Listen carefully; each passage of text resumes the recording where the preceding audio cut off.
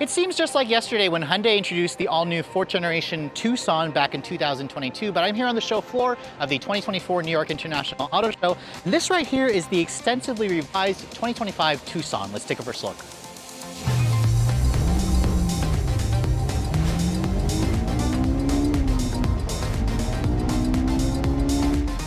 So when Hyundai introduced the all-new 4th generation Tucson, this was a big deal for the brand because the Tucson has quickly become Hyundai's best-selling model, and they made this new 4th generation model extensively larger, and that really helped to improve their sales. So as you can see, this refresh for 2025 is a pretty minor one, but it also is relatively effective. This particular one that I'm showing you here is the XRT trim, which is the most rugged and off-road capable, or at least off-road looking version of the Tucson. And as you can see from the front end, it has an updated look. Now you can see the corporate Hyundai grille has been enlarged. Here you can see it still has that little integrated LED design with the daytime running lights. It also has an LED daytime running light here. It also has LED turn signals on this upper portion. And then you can see the headlights here are divorced from the actual running lights where you have an LED low and high beam. It's technically a reflector style. No LED fog lights in the vehicle, but you can see the XRT has its own unique front fascia with this kind of front end that tries to look a little bit more like an aggressive skid plate.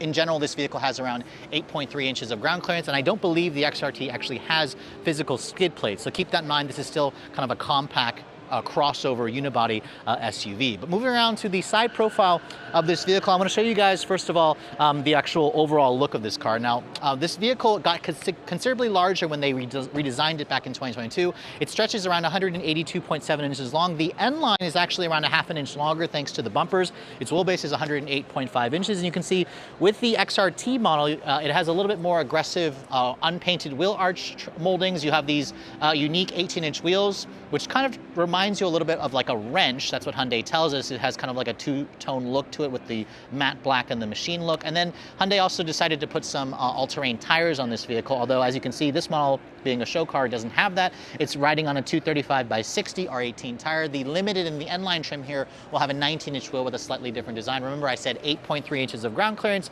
This car also has an independent and all-independent suspension. You can see the XRT also includes some black trim here along the actual window trim. You also have these more aggressive-looking roof rails. This allows you to put more stuff in the actual roof. And then you can also see there's a standard sunroof here. If you guys are looking for a pano roof, that's going to be included on the N-Line and the Limited trim levels. Now, moving around the rear of the vehicle, you can see the design pretty much is unchanged. This vehicle, when it first came out, I really loved the way the taillights looked with the full LED light blade design. It's got that newer Hyundai logo that's kind of integrated into the actual glass here. A nicely integrated spoiler with the rear wiper that's just nicely hidden and tucked away underneath that spoiler here. The XRT also includes a slightly more aggressive rear diffuser area. And then in terms of the cargo capacity, you can see this trim also includes an actual power liftgate. And one of the beauties about this vehicle being so much larger this year is the fact that it has more cargo space. So you're looking at around 38.7 cubic feet with the second row seats up. There's no third row, remember. Hyundai will happily sell you a Palisade or Santa Fe if you want that. Fold down those seats, it expands it out to around 75 cubic feet. So again, that's near the top of the segment, and that's really an important selling factor for those of you looking in this segment. If you look underneath here, there's also a temporary spare tire, a little bit of underfloor storage as well. Now, it is a temporary spare, but at least it's a nice thing to have, especially considering the fact that this is supposed to be the more off-road oriented model. Now, under the hood of the new Tucson, things are pretty much carryover except for the two electrified powertrains, which I'll get to in a moment. Most models, however, are going to be sold with this engine. This is a carryover 2.5-liter naturally aspirated gasoline direct injection 4-cylinder with variable valve timing. It makes 187 horsepower and 187 pound-feet of torque. Those numbers are pretty average to slightly below average for a base powertrain in this segment. It all goes out through an 8-speed automatic transmission, and this vehicle is available with either front or all-wheel drive. Hyundai wasn't ready to talk about the updated fuel economy of this model yet, but honestly, it should probably be pretty similar to the pre-refresh model, which easily did in the high 20 mpg mark. As this vehicle sits, it probably will weigh in at around 3,600 pounds, but if you guys require more power and efficiency, let's go ahead and move over to one of the hybrid versions.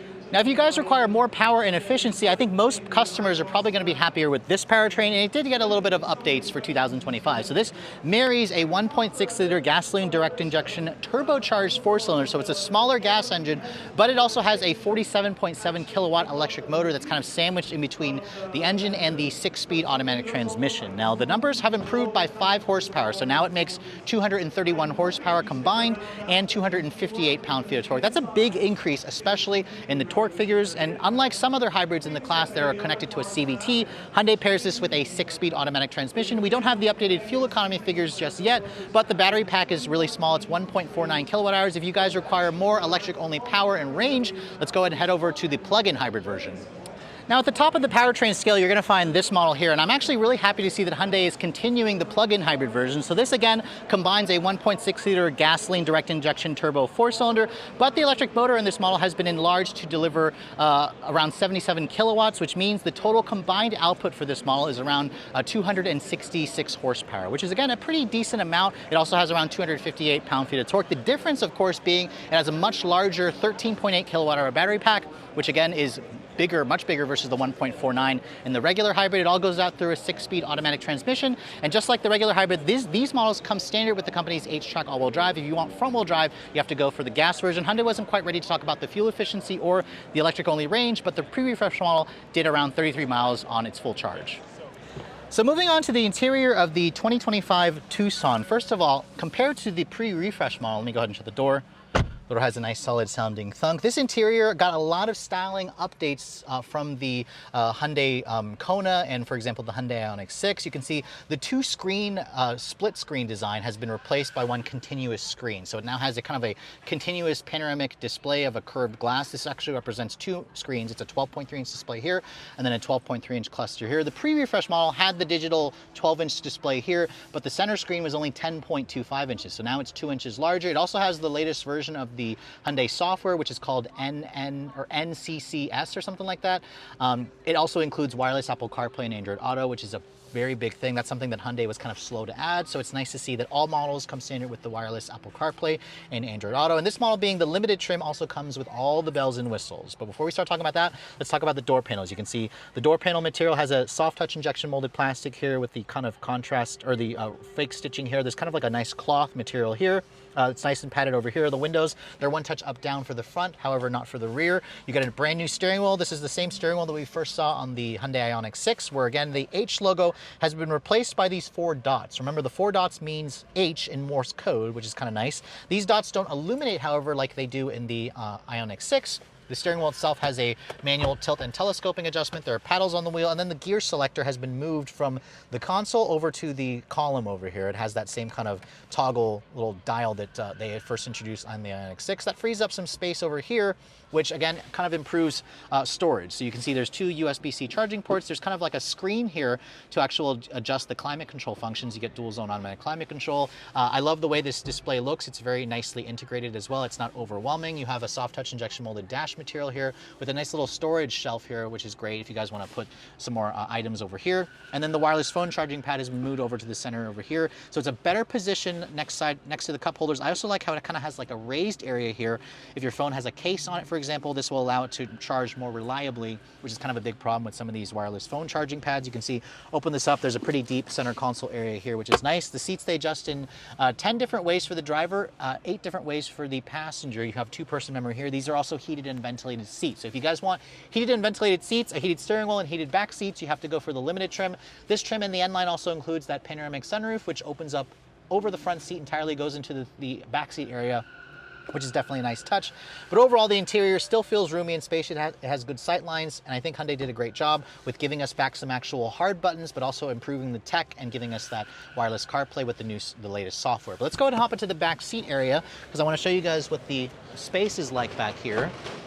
Now, in terms of the backseat space, the Tucson was already one of the biggest in the class. You have around 41.3 inches of legroom back here, which is again near the top of the segment. You can see these seats, they do obviously fold down to expand the cargo capacity, and you can also recline the seats as well, which is definitely a nice touch. You can see once I get back here and show you guys the space, this is essentially where I'd have the seat to drive if I was actually driving this vehicle, but let me go ahead and kind of flip this back down so you can see a little bit better. You can see it allows you to kind of get a little bit of a recline. These seats, they don't slide forward and back, but you typically don't find that in the segment. Material quality back here, you can see, is hard touch plastic, but there are 3-level heated rear seats. This is the only trim to get that. The panoramic roof kind of comes all the way back here, and it also still has a surprisingly decent amount of headroom. Now, I'm not the tallest, I'm only 5'7", but I can get back here and sit pretty comfortably. You do have some rear seat air vents here. You have 2 USB-C charging ports. There is a slight hump here that intrudes on the middle passenger. You have 2 storage cubbies, but overall, if you guys are looking for a compact SUV with one of the biggest back seats, this and its sister vehicle, the Kia Sportage, are among the largest in the class.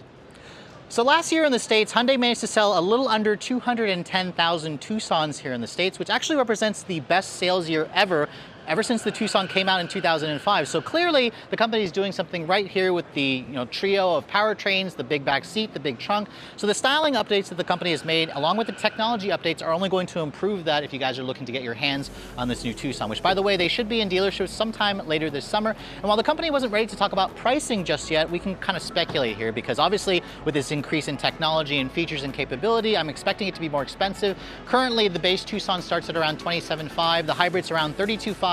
The plug-in hybrid, this model that I'm showing you here, is around 38 grand. So at the top end, they can easily crest over $40,000. The plug-in hybrid can get to nearly $50,000. Obviously, I expect it to be around that same level, but it's kind of still in line with the rest of its competitors in this space. For Redline Reviews here at the 2024 New York International Auto Show, I'm Sofyan Bey.